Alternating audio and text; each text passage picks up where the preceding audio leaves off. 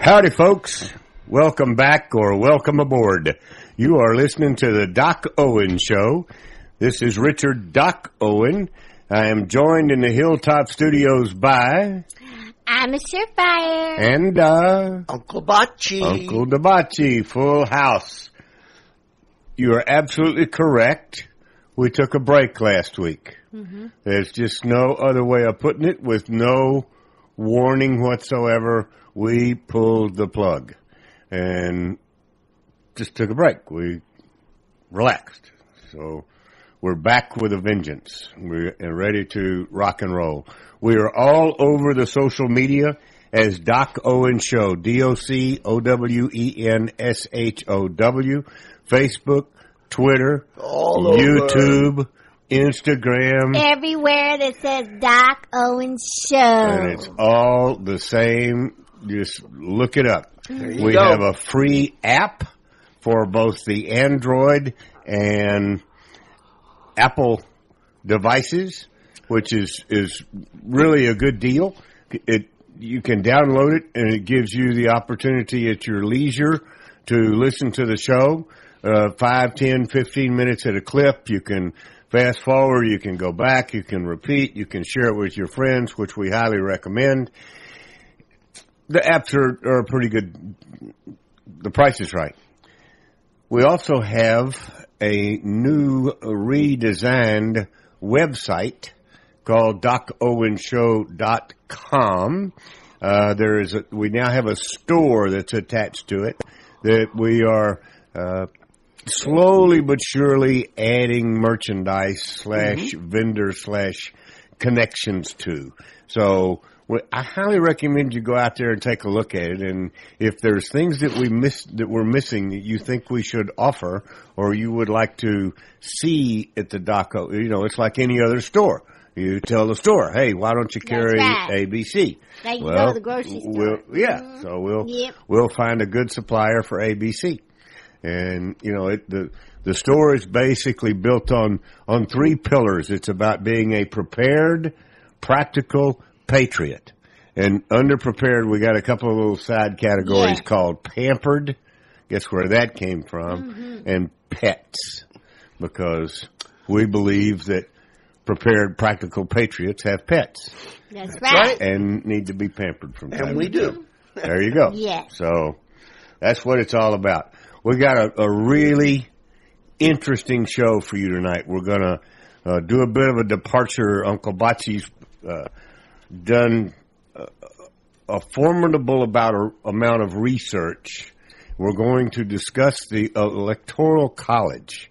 I got a feeling we're going to learn where it came from, why it's there, and most importantly, we're going to learn why it is important in a republic, a democratic republic, which is what we are. And it is the mainstay of being a republic as opposed to a simple democracy. Okay? That's correct. Is that right? That's Am I leading them down the right path? No, you got it, baby. Okay. So, and then we'll follow that with I downloaded we were supposed to have an interview this week, but yours truly wasn't feeling well, so I couldn't conduct the interview. So we're going to have someone that was in front of Congress. Actually, we're going to have 2 clips. I hope we have time for 2 clips. One of them is a chief in the Border Patrol, and the other one is a couple of congressmen. And so the title of the show is Electoral College, Border, and Nonsense. So you can figure out where the congressmen fall in the title of the show. I wonder. Gee, I'm going to have to find out. But, our tagline is delivering truth to youth. And there is a lot of truth.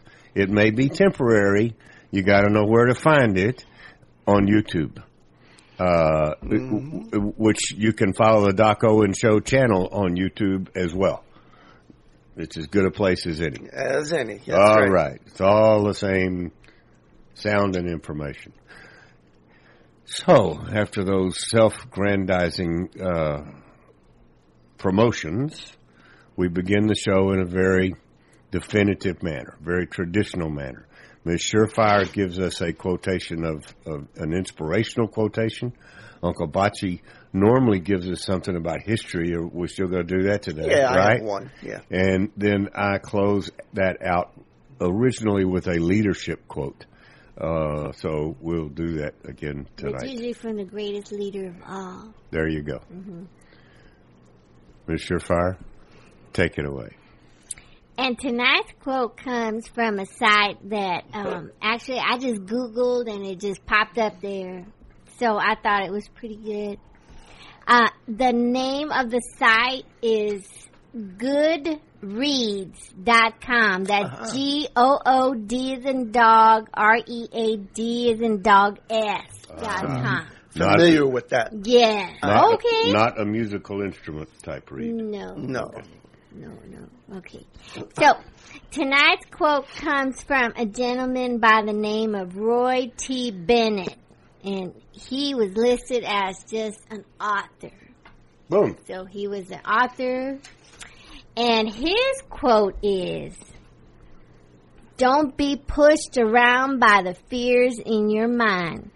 Be led by the dreams in your heart." Mm-hmm, mm-hmm. Amen. I like it. That's good. That's very good. Thank you. Yeah.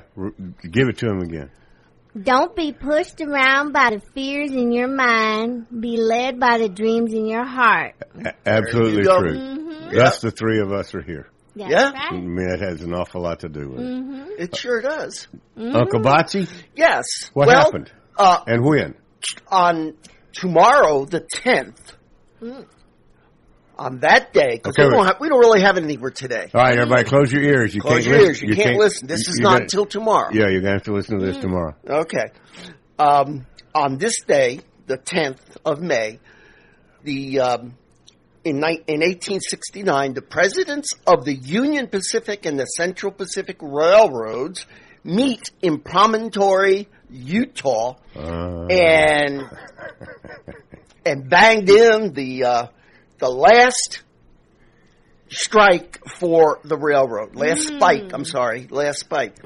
And that was the beginning of our transcontinental railroad. Nice. So the East meets the West. And unlike that cartoon that you see, I'm constantly reminded of this. I see. The cartoon. Have you seen where they were putting the two tracks of the railroad together? Yeah. And let's say you've got a left and a right. Yeah. And they should come together, right, and make one railroad. Yeah. But they're off by one track. Shoot. So they come together and they got a right to a left. Oh, no.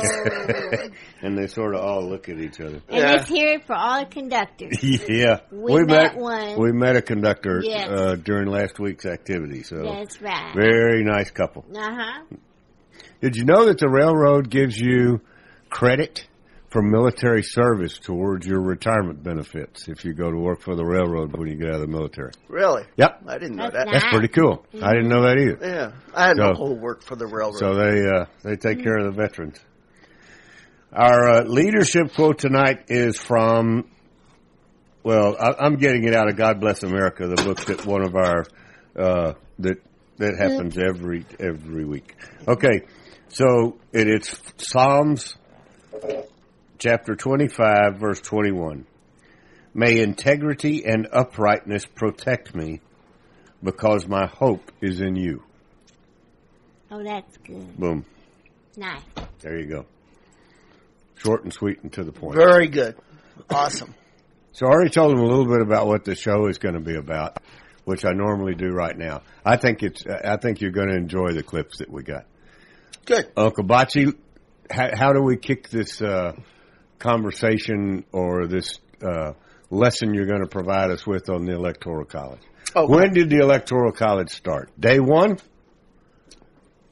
It was day one. Yeah, it was there in the original Constitution. Okay. Okay. So but he's holding his hand up. You can't see that. Well, because I wanted. He's Italian. Half of what he says, you never hear. Bacia galup. Oh wow! Ooh, I didn't hear that one before. Too much sugar for him. Well, that's probably true. No, what I wanted to say is that I'd like to title this as The Electoral College has worked successfully for 200 years. Plus. So, let's get rid of it. Agreed? Well, yeah, it's long enough. It's tired. It's old. Yeah, it is. We'll package it up and bury it under all of the rest of the historical monuments that are out there. They're not doing us any good. Yeah. Hopefully after tonight, you will change your mind on that. Okay, so first of all, let's talk about who invented the Electoral College. Okay. And it was in the Constitutional Convention. The main arguer in favor of this was a man by the names of James Wilson. He was from Pennsylvania. However, he was the foremost proponent, but James Madison and all the others, because this was seriously argued in the convention. Oh, sure. I mean, it wasn't just, well, this sounds good. No, it was like, I'm at your throat, and this is what we should do.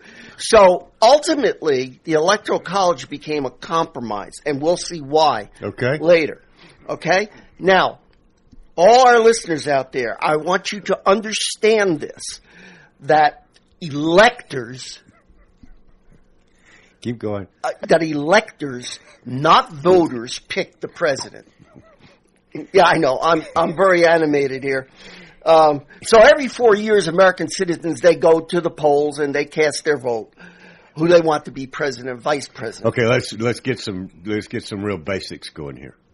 All right? Mm-hmm. Because you just said a magic phrase. The Electoral College is applicable to what elections? The presidential elections only. Exactly. Okay? All right. Because originally, way things were set up, if I may, I may divert here, because the founders, they were genius. They knew that the representatives, or the House of Representatives, were the most closely related to the people. Correct. Okay? Correct. So that was the people's house. Sure.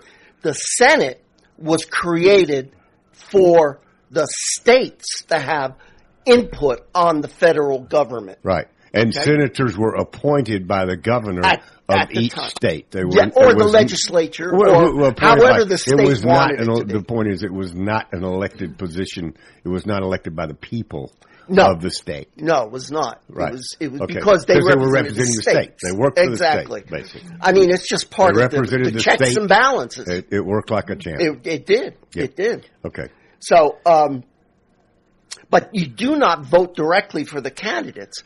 What happens is in the presidential, you don't vote directly for the candidate. It goes towards choosing electors, okay, and that's why this group is called the Electoral. It's not really a college, but it's called Electoral College. Right. Now, how many electors? Okay, so there right now are 536 electors. That is equal to the number of districts in the House of Representatives plus the 2 senators from each state. So however many, pardon me? Plus 1. Plus 1. Plus D.C.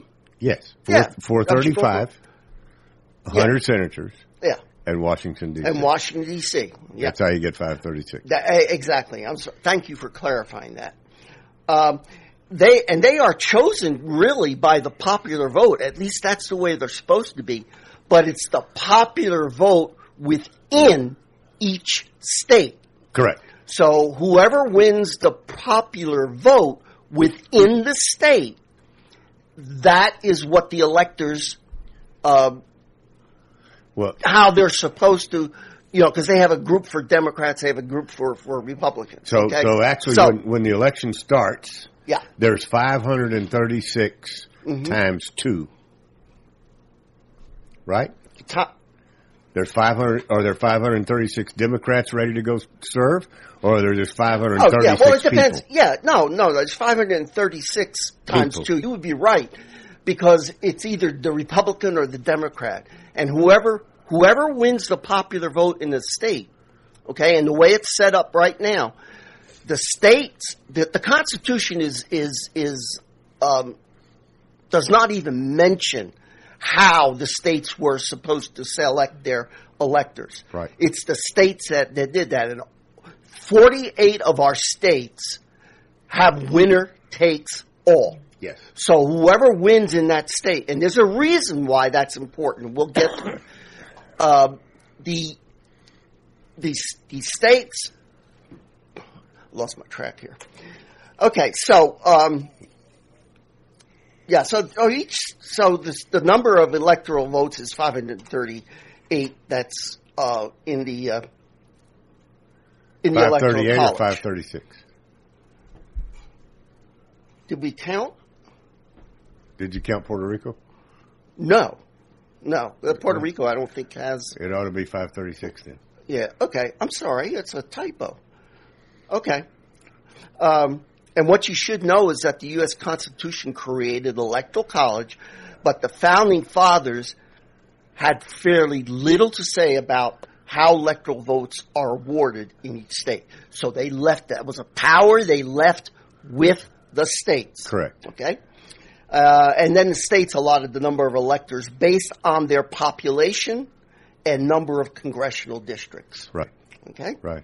So the larger state's population, the more electors they have more electors. Right. Yeah, like that's why during the presidential election you'll hear conversations about whoever takes California, right, or which is one of the largest, if not the largest, electoral votes. Yes. That whoever, but the key element to understand is whichever presidential candidate wins the popular vote in that state, the entire state gets 100%, gets the vast majority of them. How many did you say? 40 They're some pledged. odd? Yeah. 40 some odd. Like California has 55. Okay. So whoever takes the statewide vote, popular vote, gets all 55 electoral votes. That's correct. In their cubby. Yeah.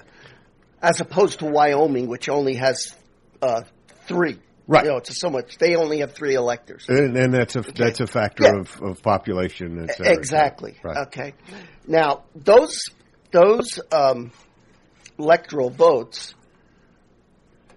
excuse me here, the states determine their own. Most states award all their electoral votes to the presidential candidate who wins in the popular state. And there's people and it is a winner-take-all. And there's people constantly trying to erode that aspect of it. Oh, yes, we're going to get to that. Okay. Because that's why we're doing this, so you have an understanding of why it's important. Right.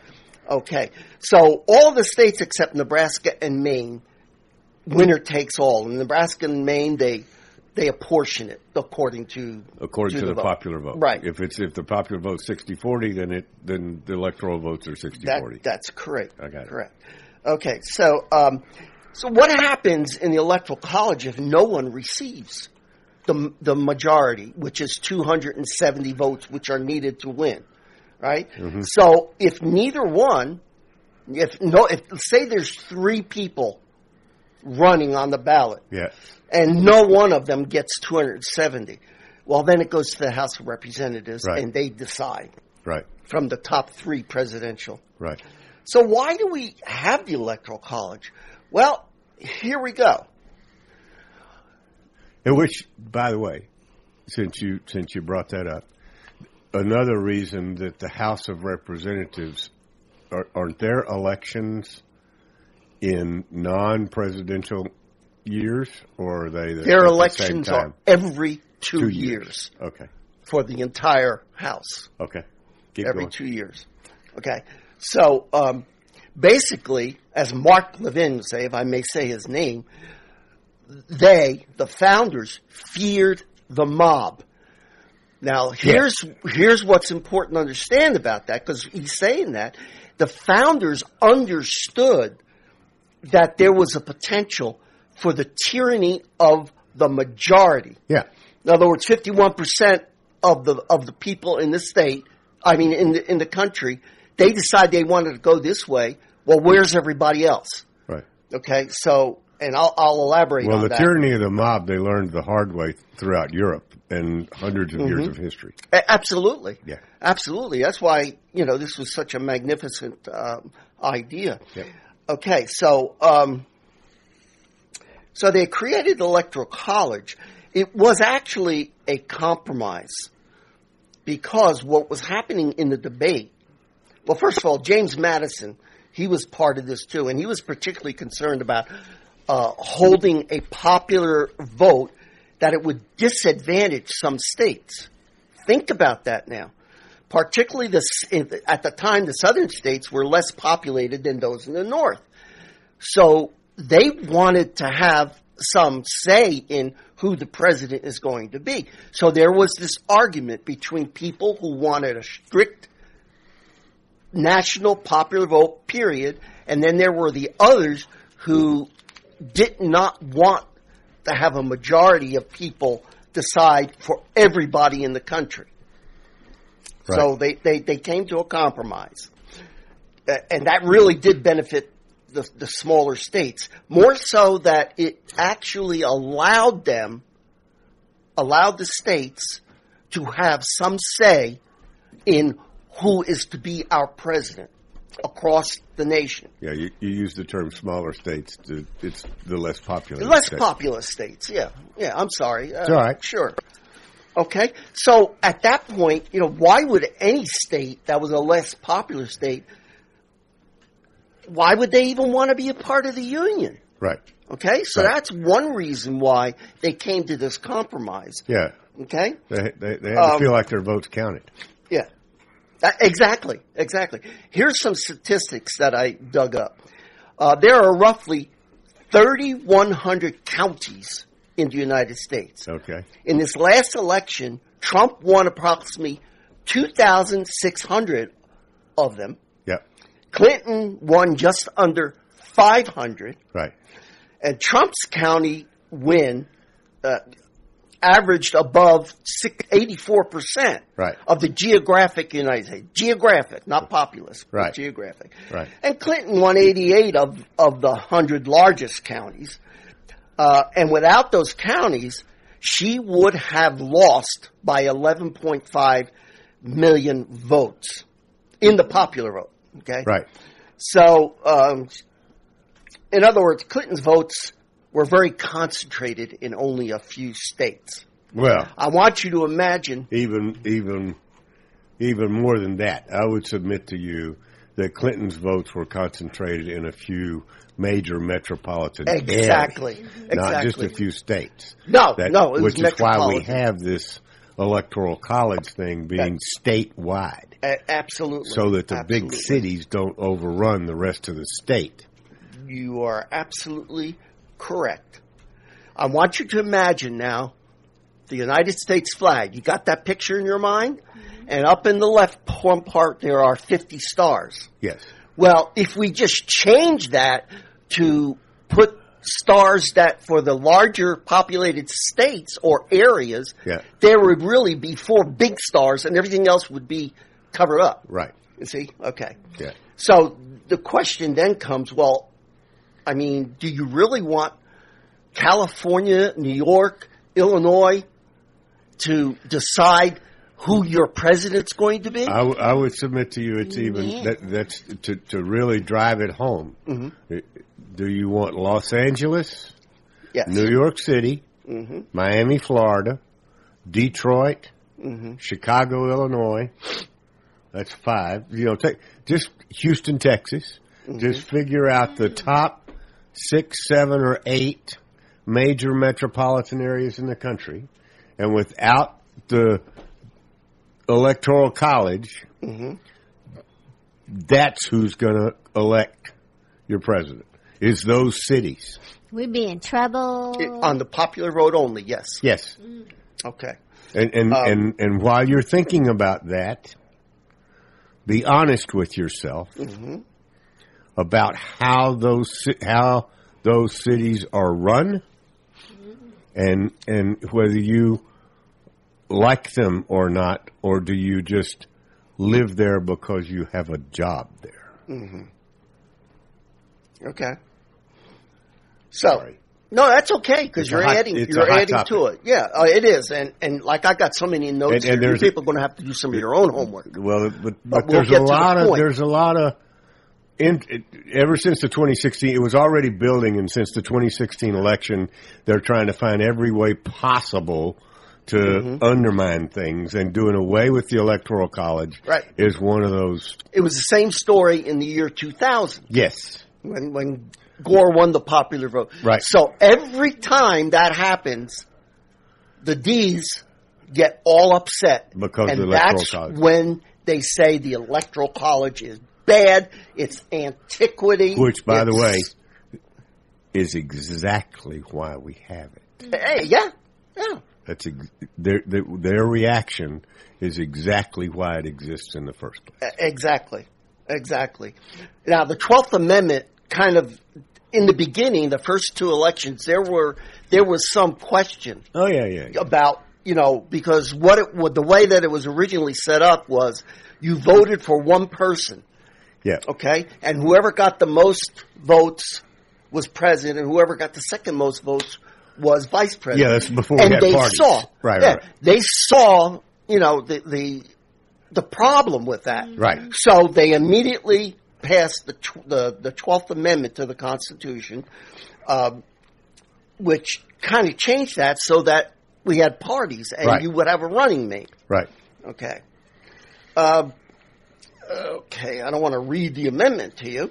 And by the way, all of Bocce's research will be out on the DocOandShow.com website. Absolutely, all 12 pages of it. Right. Okay. In creating the basic architecture of the American government, the founders struggled to satisfy each state's demand for greater representation while attempting to balance the popular sovereignty against the risk posed by the minority from majoritarian rule. They wanted to empower democratic elements in the American system, but they feared the pure democracy aspect of it. Okay, so it creates mob rule. Yeah, exactly. So you have on one hand people arguing, no, it should be by national popular vote, and then you have the other people saying, well, wait a minute, that means my state of Iowa has no input to who our president's going to be. The Electoral College was a compromise that brought both of those things together. Right. Okay? Right. So, yep. There have been so many ways that people have been trying to get rid of the Electoral College. The 12th Amendment changed it a little bit, but there was also a proposal to have a lottery for the president. That was another one. Another one wanted to set up an executive committee to determine who the president was going to be. An executive committee within Congress? Mm-hmm. Yes. Yeah, right? I wished I'd have been at that meeting. Yeah. Right? I wish I were a fly on the wall. That's a great idea, Bubba. I'll buy the first round. It's time to go. So, and there have been several attempts to get rid of the Electoral College. Oh, they're going to be ongoing. Yes, they are. Now, the modern opponents of the Electoral College, being primarily the Democrats in 2000 and the Democrats in 2016, they called the Electoral College anti-democratic. They just don't have a real understanding of how democratic that is. That we have, because we're a republic, not a democracy. It's becoming more and more apparent that they don't have a good understanding of much lately. So they want to argue that we should have only a national popular vote. Okay? So presidential candidates would spend most of their time in swing states rather than campaigning for votes across the entire country. There was the incentive to do that. The small and rural states would become irrelevant if we did not, what they call flyover country. Yeah. all the people who live in that flyover country would have no say on who was to rule, who their president would be. Are we getting close to wrap up? If you want to, yeah. I know you could keep going. Yeah, I mean, maybe we'll take it up again next week too. Okay, Electoral because I haven't really made my biggest point yet. I know. So let me see if I'm going to head you in that direction. Okay. All right. My concern is this, and everyone's concern should be this: millennials, yes, young people, live in major metropolitan areas. They have not gotten to they are attracted by a lot of things that are available in major metro areas. The technology, the ease of access to things, don't have to drive, the one particular group in the country has done a wonderful job of recruiting and supplying all the apparent needs of these folks. A few of them, no, but the vast majority of them live in these major metropolitan areas.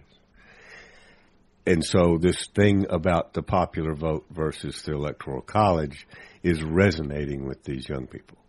Yes, it is. It really is. It really is. Yeah, you got you millennials out there, particularly. You were not taught the truth. They weren't. Well, they weren't taught.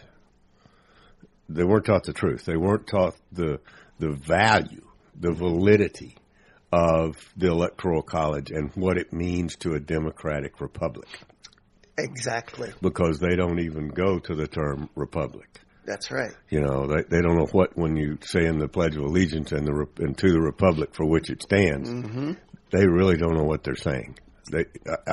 I'm convinced of that. Yeah. Not all of them, but the vast majority of them. No, that's very true. So when we go into Electoral College V2 next week, our mission should be to break this down that it makes sense to that audience. And one way of whether doing they're it, listening or not.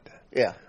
You know what I'm saying? Yeah. So because our audience needs to be ready to explain to these knuckleheads why it's important to them that the Electoral College exists. Exactly. If for no other reason than the fact they're going to be 55 someday and they want to get the hell out of the city, and they're going to want to be able to vote. Exactly. Sure. And have it count. Sure. Exactly. And I think if you go, and it's in my notes, and you can go in there and look for yourself, number of different elections. I've also attached the electoral maps. You can go there and you can look and see the difference between who would have won if it were popular vote and who would have won if it's the electoral. So that's all in my notes. You know, it happened in 1800, 1824, and so on. And yeah. That's great. It just kept on So happening. you got some visuals out there. Yes. Perfect. Yes. That's You've got to go to my notes, though, in order to click on them, to bring them up. Okay. So even as recent as the electoral map of 2016. Well, we'll do that in version 2 next week. Yeah. That's this is kind of a fine. to be continued thing. And Yeah. it may go on longer than that if we still have things we need to cover. It depends on what questions we need to come up with. And if they have questions, who do they write? They go to Uncle Bocce, UNCLEBACI at DocOwenShow.com. Bingo. You can come to me. You can write to me. You can do whatever you want to me. Are you on Twitter? Are you Uncle Bocce at Twitter? Yes, I have an Uncle Bocce on Twitter. At Uncle Bocce. At Uncle Bocce. Outstanding. Yes. Thank you, Uncle It's Bocce. there. Follow Uncle Bocce on Twitter. Good. Hook up with So him. that's it for tonight, folks. Good job. Thank you. Excellent job. Good. I didn't expect us to get all the way through it. I expected it to take, I didn't either. I expected it to take 2 or 3 weeks because we got to break this down. It's very important. Oh, it is. It's very important, and our job of delivering truth to youth means we got to make sure they understand, because I'm telling you, they are buying into this popular vote routine. Yeah, they are. They are. They really are. People who should not be. It's confusing. It can be very confusing. Yes, we're going to break it down. Okay, let's dive right into our first, the next clip, which in the headline of the show, it's called A Border. That's who we were going to interview. We're going to start up, in addition to this electoral thing, we're going to spend a lot of time on illegal immigration and the situation. If you'll notice, one of the shows that we put out there was a repeat of a show we did about 4 years ago, I think, 3 or 4 years ago, the last time there was an invasion on our southern border. Mm-hmm.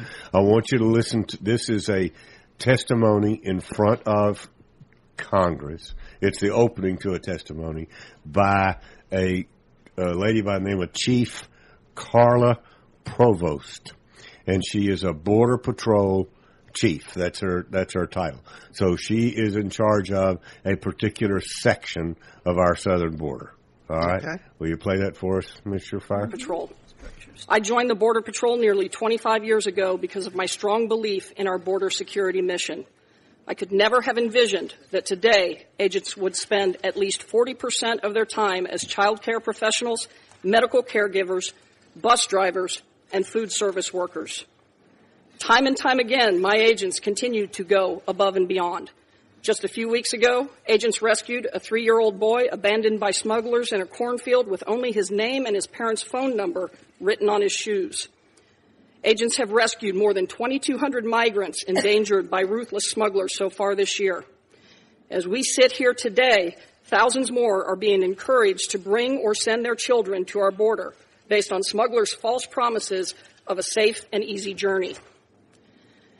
Our apprehension numbers are off the charts compared to recent years. As of April 30th, we apprehended 460,294 people on the southern border. In the last week, we had our highest single day, over 5,200 apprehensions, and our single largest group of 421 illegal aliens. As of Sunday, only 7 months into the year, we have now surpassed the total southwest border apprehensions of every fiscal year since 2009. The number of family units and unaccompanied children has skyrocketed to 64% of southern border apprehensions. So far this year, we've apprehended 248,197 family unit aliens and 44,779 UACs. These populations present significant challenges not only because of the additional care they require, but because our immigration system treats them differently than single adults. For the first time in Border Patrol history, nearly half of the adults we apprehended in April brought children. They have received the message loud and clear. Bring a child, you will be released. In April, we apprehended an average of 2,400 families and children each day. And ICE and HHS lack the capacity to keep up. Since March 19th, Border Patrol has been forced to directly release processed non-criminal family units from locations that are dangerously over capacity, 33,000 people to date. Though we are adding new soft-sided and modular facilities in El Paso, Rio Grande Valley, and Yuma sectors, our short-term holding facilities are still beyond capacity. To address the volume, we've detailed agents from the northern and coastal borders and received assistance from our brothers and sisters in OFO.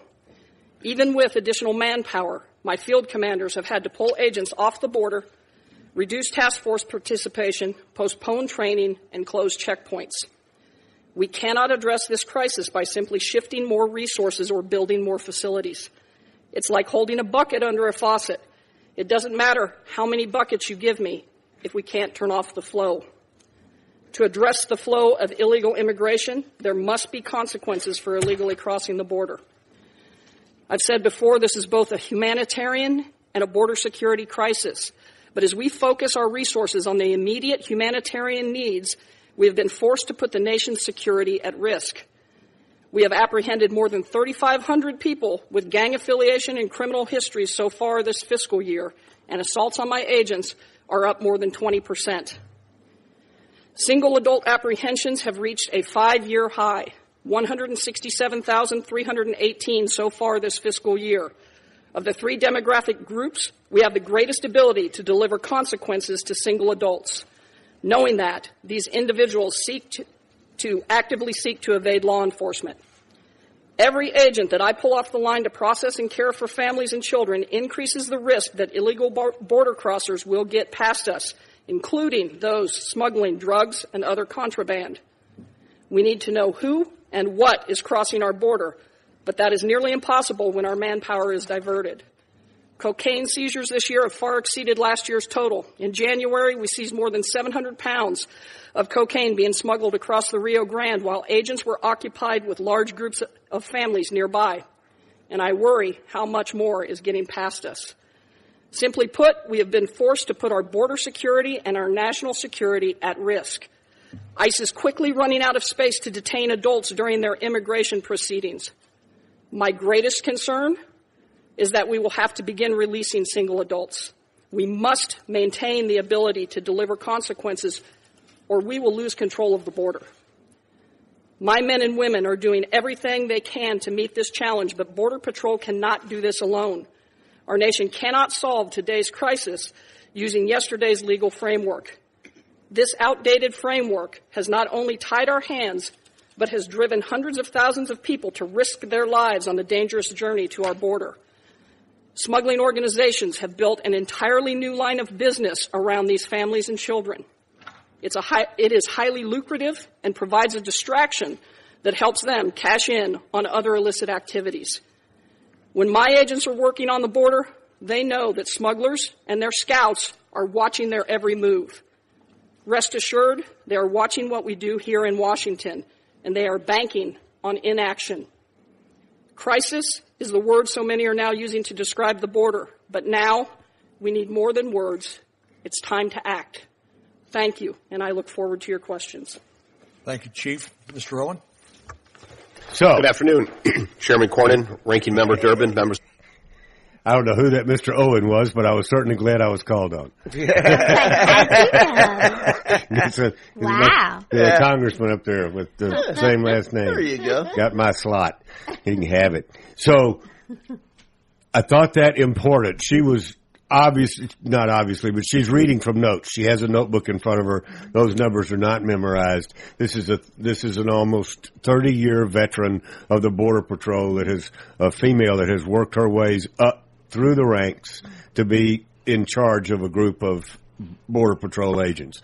She's a very serious individual. I had seen her before standing beside Trump in one of his visits to the border. I got a feeling that the president met her and said, I need you to come with me. Right. Because of who she is and what she knows and just the reality of her speaking. All right. Now, what did she just say? What we need to do is act, right? Absolutely. The third title in the show is Nonsense, right? Go ahead and start that clip.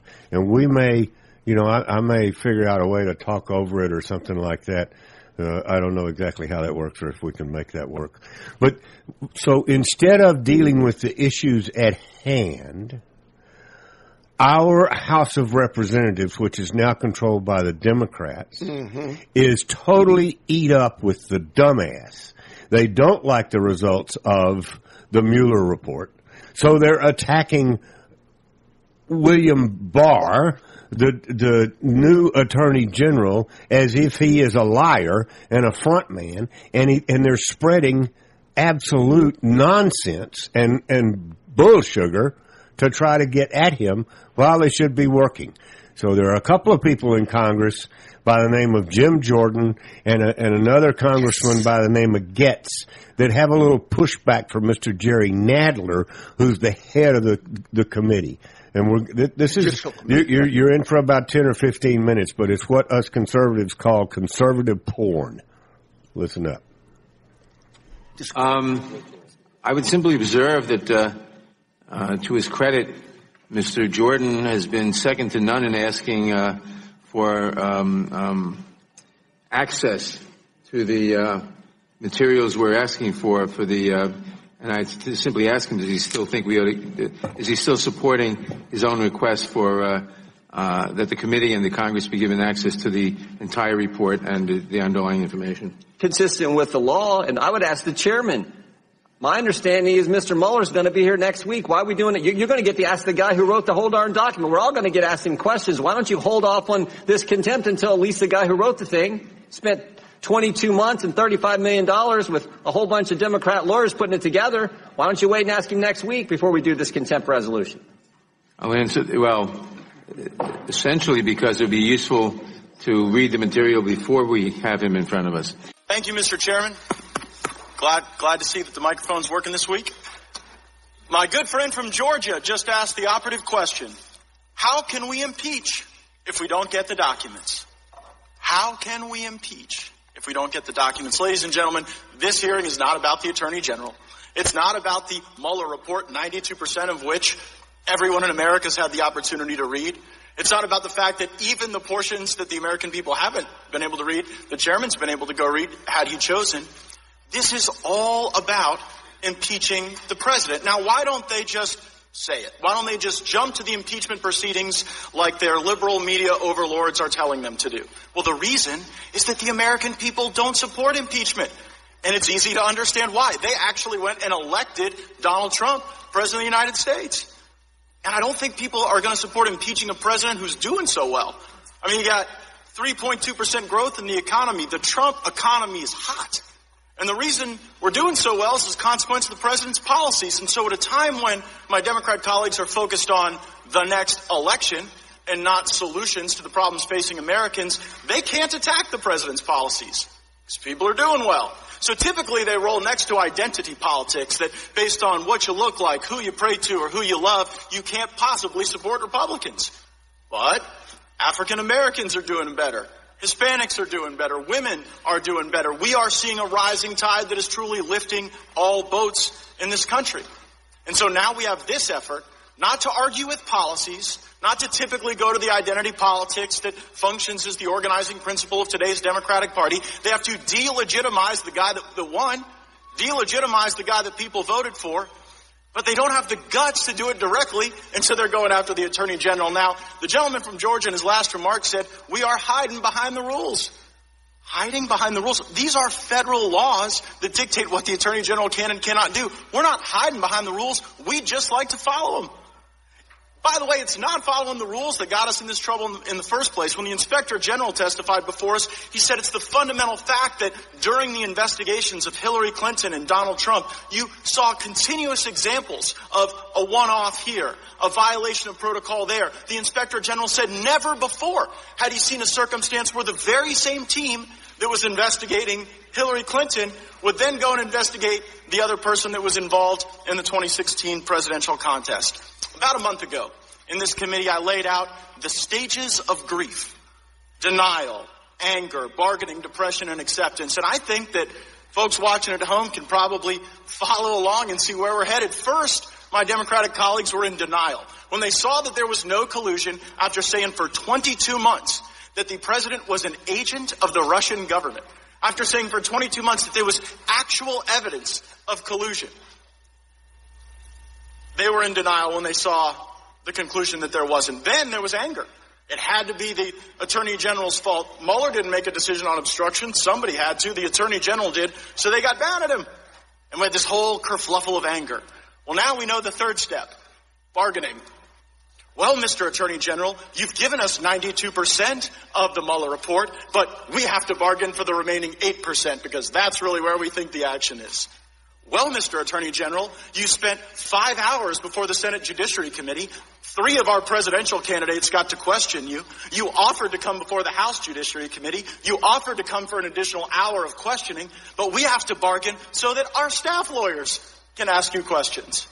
Now, I don't think it's a good sign that the next sign after bargaining is depression.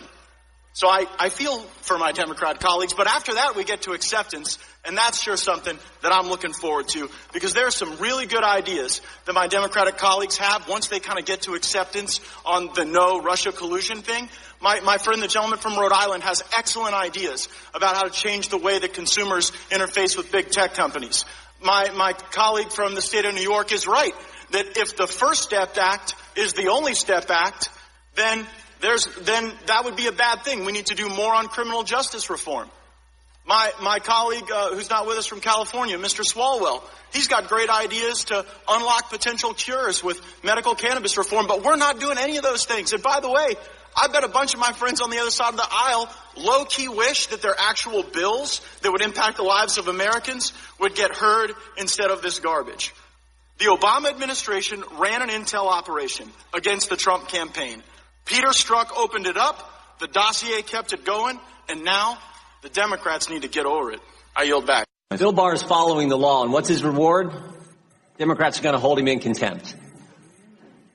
I don't think today's actually about getting information. I don't think it's about getting the unredacted Mueller report. I don't think last week's hearing was actually about having staff question the Attorney General. I think it's, as my colleague said earlier, I think it's all about trying to destroy Bill Barr because Democrats are nervous he's going to get to the bottom of everything. He's going to find out how and why this investigation started in the first place.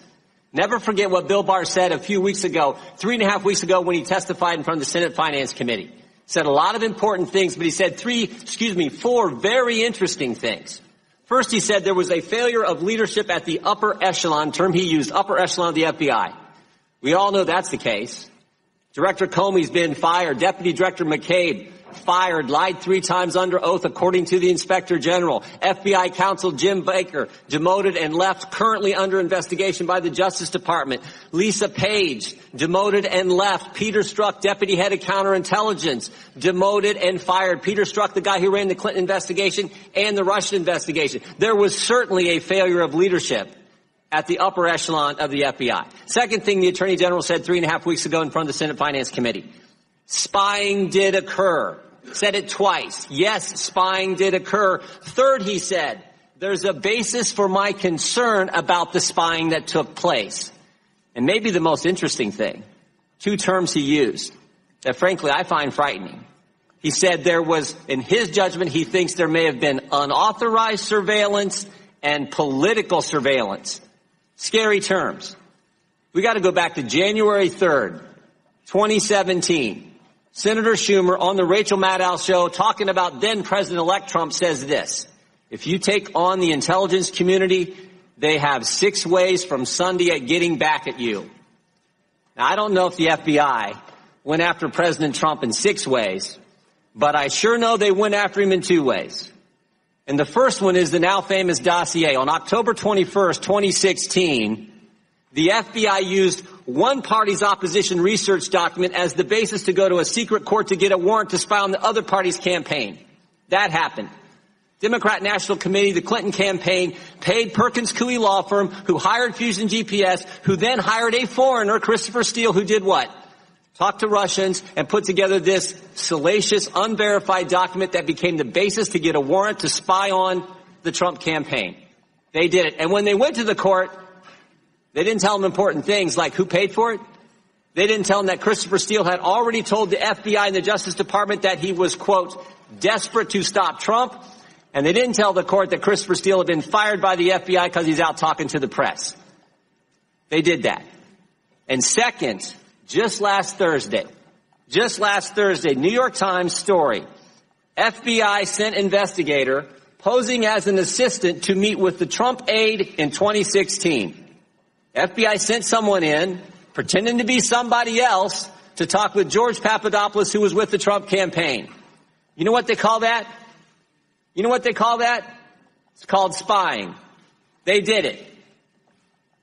They did it twice, and who knows how much more. And what I know is Bill Barr has said he's going to get to the bottom of it. And think about the term he used again. This is important. Political surveillance in the United States of America. I will not yield. Think about that term. He's going to get to he said he's going to put a team together, going to investigate all this. This is critical. And never forget the guy who ran this investigation, Peter Strzok, ran the Clinton investigation and then launched and ran the Trump-Russia investigation. Never forget what he said. Trump should lose $100 million to zero. We need an insurance policy. Told Lisa Page, don't worry, Lisa, we'll stop Trump. This is what Bill Barr wants to investigate. And as my colleagues have said, this is the House Judiciary Committee, with the history this committee has in protecting fundamental liberties and protecting the Constitution. Last week there was another important document Emmett Flood, sent to the Attorney General. I just want to read a couple sentences. Under our system of government, unelected executive branch officers and intelligence agency personnel are supposed to answer to the person elected by the people, the president, and not the other way around. This is not a Democrat or